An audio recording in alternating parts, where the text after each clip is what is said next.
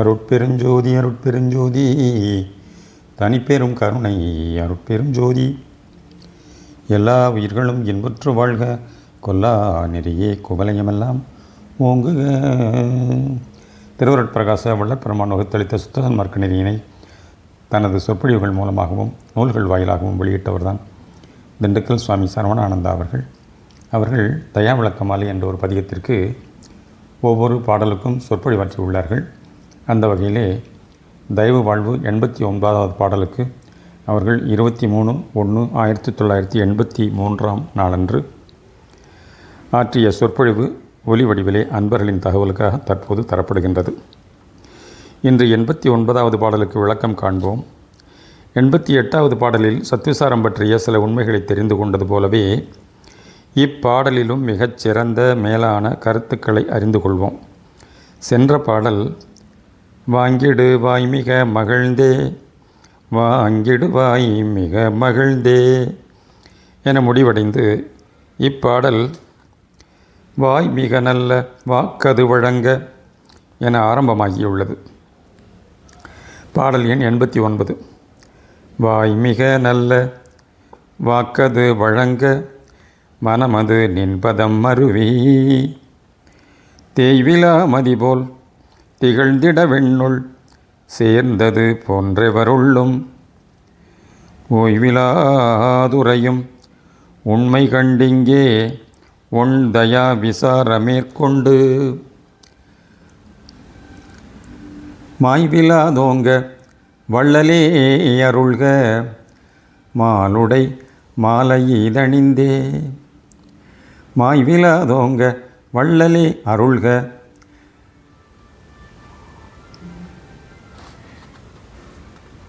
மாலுடை மாலையிதணிந்தே. இப்பாடலில் வாய் மிக நல்ல வாக்கது வழங்க மனமது நின்பதம் மருவி என சொல்லப்படுகிறது.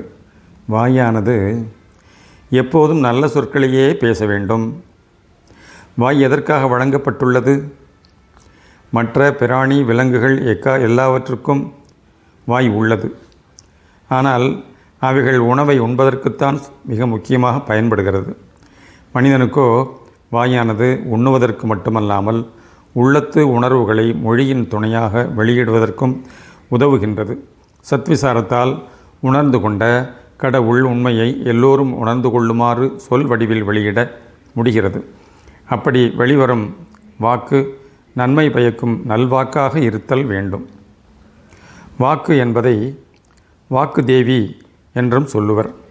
வாக்கு, வார்த்தை என்ற தமிழ் சொற்களும், வத என்னும் வடமொழி சொல்லும், வத்த என்ற சௌராஷ்டிர மொழி சொல்லும், வேர்டு, ஓட் என்னும் ஆங்கில சொற்களும் ஒன்றையே குறிப்பதாகும். நமக்கு உள்ளே விளங்கி கொண்டு எல்லா வகை ஆற்றல்களுக்கும் செயல்களுக்கும் காரணமாக விளங்குவது இறைவனின் அருள் ஆற்றலே ஆகும். இவ்வாறு விளங்கும் அருள் ஒளி அல்லது தயவு ஒளியே, அதன் அருள் தன்மையே சொல் பிறப்பதற்கு காரணமாக உள்ளது. எனவே உள்ளே இருக்கும் சிறப்பான ஒப்பற்ற அருள் தன்மையே சொல்லாக வாக்காக வெளிப்பட்டு விளங்க வேண்டும். இதனையே வள்ளல் பெருமானும் உள்ளொன்று வைத்து புறம் ஒன்று பேசுவார், உறவு கலவாமை வேண்டும் என பாடியுள்ளார். வாயானது இப்படி கடவுளின் பெருமையையே சொல்லாக வாக்காக வெளியிடும்போது மனமானது இறைவனின் திருவடிகளை பற்றி நிற்க வேண்டும். மனமானது உலகியல் பற்றுகளுடன் கூடி விளங்கும்போது அது ஒரு நிலையில் நிற்பது இல்லை, அசுத்த மனமாக விளங்குகின்றது. அது அப்பற்றுகளை தவிர்த்து கடவுள் உண்மையை உணர்ந்து அதை சார்ந்து நிற்கும் தருணம் அருள்மயமாகி விளங்குகின்றது.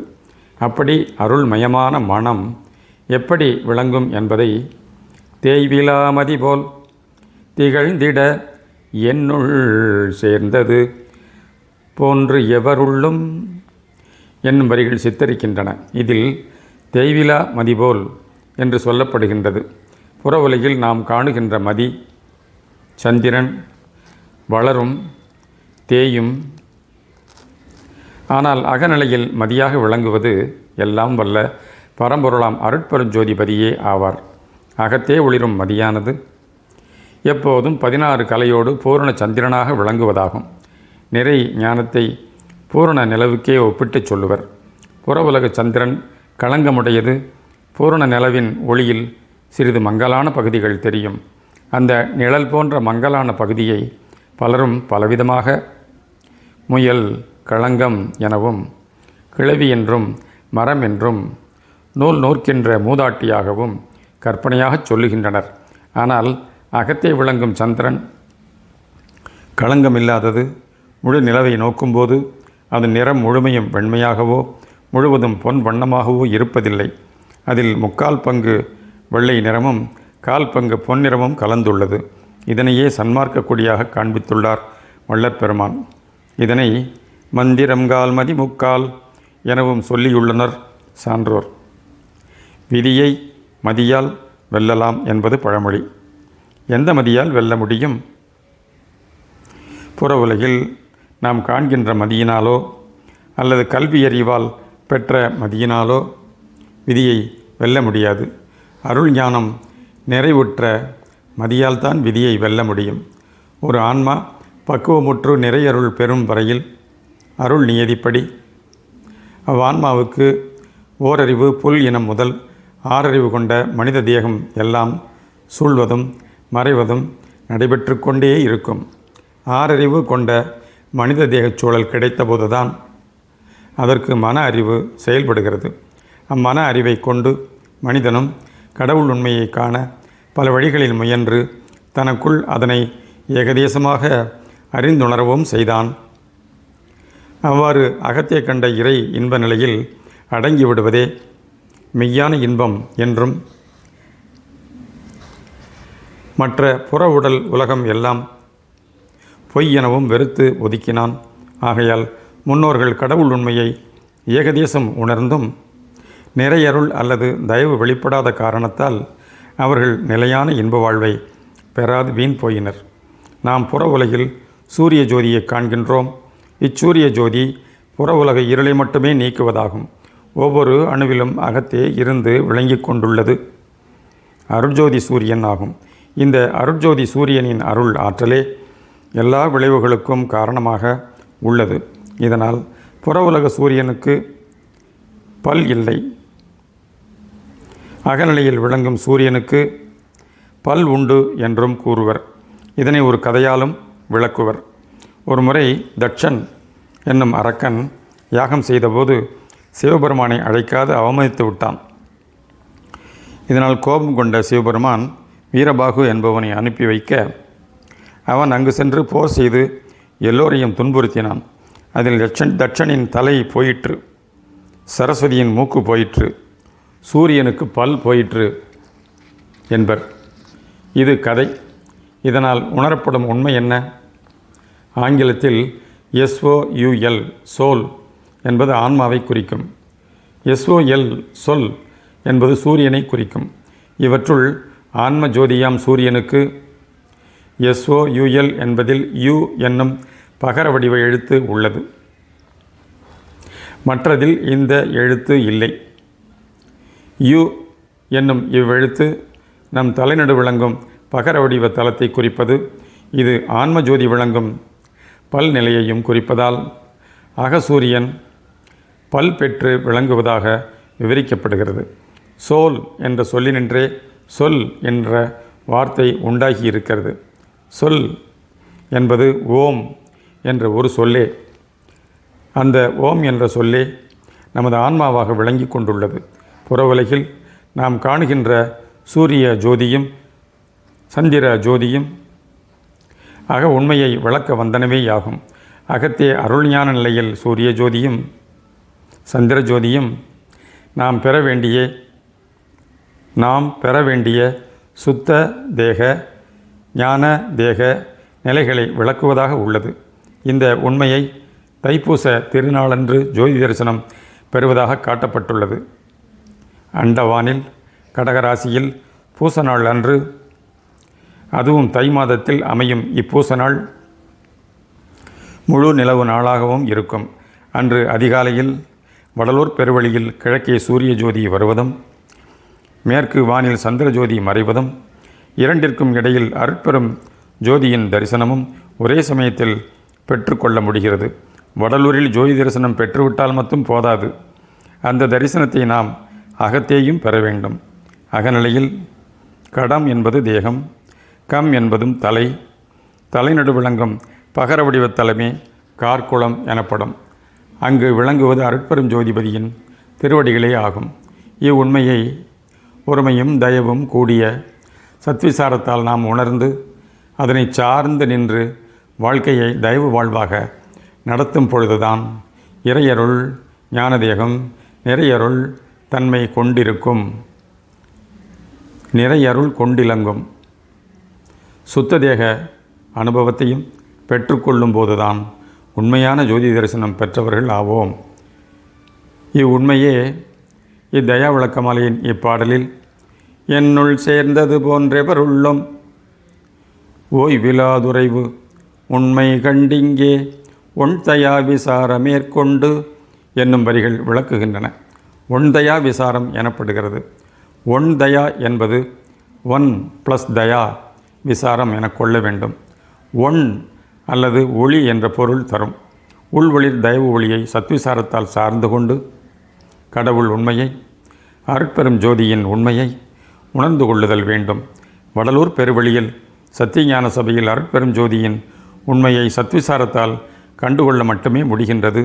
அதற்கு மேல் அங்கே தெய்வ வாழ்வுக்கு இடமில்லை. சத்விசார பயனால் கண்ட உண்மை கொண்டு அந்நிலை நின்று வாழ்வதற்கு சின்மயபுரம் தெய்வ ஆலயம் உதவுகின்றது. இத்தெய்வ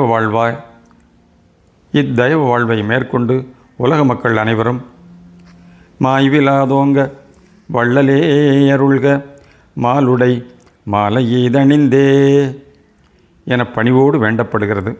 மாய்விலாது மயக்கமில்லாது மாய்தல் இறப்பை தவிர்த்து நிலையான இன்ப வாழ்வை பெற்று வாழ இம்மாலையை பெருமைமிக்க சிறப்புமிக்க உன்னை பாடும் இம்மாலையை அணிந்து அருள் புரிவாய் என வேண்டப்படுகின்றது. வள்ளல் பெருமானும் தாம் பெற்ற இன்ப அனுபவத்தை உலக மக்களும் பெற்று உய்வு பெற வேண்டி அழைக்கின்றார். எப்படியெனில் போற்றி உரைக்கின்றேன் பொய் என்றிகழாதீர் நாற்றிசை கண் வாழும் நமரங்காள் ஆற்றலருள் அப்பன் வருகின்றான் அருள் விளையாட்டாடுதற்கென்றிப்புவியில் இத்தருணம் இங்கு ஆற்றல் அருள் அப்பன் வருகின்றான் அருள் விளையாட்டாடுதற்கென்று இப்புவியில் இத்தருணம் இங்கு திருவருட்பா என்று அழைக்கப்படுகிறோம். நாற்றிசைக்கண் என்றது இவ்வுலகத்தில் 4 திசைகளில் வாழும் மக்களை மட்டுமே குறிப்பதாக கொள்ளக்கூடாது. இவ்வுலகம் போன்று எத்தனை நில உலகங்கள் உள்ளனவோ அங்கு வாழும் நம்போன்ற மக்களுக்கெல்லாம் சொல்லி அழைக்கின்றார். இறைவனின் அருளை பெருமையை விளக்கும் பாமாலைகள் இறைவனின் தோள்களிலும் திருவடிகளிலும் சென்னியிலும் சூட்டப்பட்டு மகிழப்படுகின்றது. இதன் நோக்கம் இப்பாமாலையை ஒருமையும் தயவும் கொண்டு படிக்கும் யாவரும் இறைவனின் உண்மையை உணர்ந்து உய்வு பெற வேண்டும் என்பதே. சுத்த தயா விசாரத்தால் சத்திய ஞானமாகிய மெய்ப்பொருளை நம் சிறநடுவே கண்டு அதுவே நம் கடவுள் உண்மையுரு என்பதை அறிந்து உணர்ந்து நிற்கின்றோம். அந்த கடவுள் உண்மை நிலைதான் மெய்யுணர்ந்தோர் கற்பனைகளுக்கு எல்லாம் இடம் கொடுத்து இனியும் எத்தனையோ கற்பனைக்கு ஆதாரமாய் இருக்கின்றதாம். அந்த மெய்ப்பொருளை உணர்த்த உலகில் காணப்படும் எந்த ஒரு பொருளையோ உயிரையோ ஏகதேச உவமையாகவே கூறப்படும். உவமைக்கு தெய்வீக தோற்ற இயல்பை கூட்டி அருள் ஞானத்தால் அறிந்து கொள்ள வேண்டியுள்ளதாம்.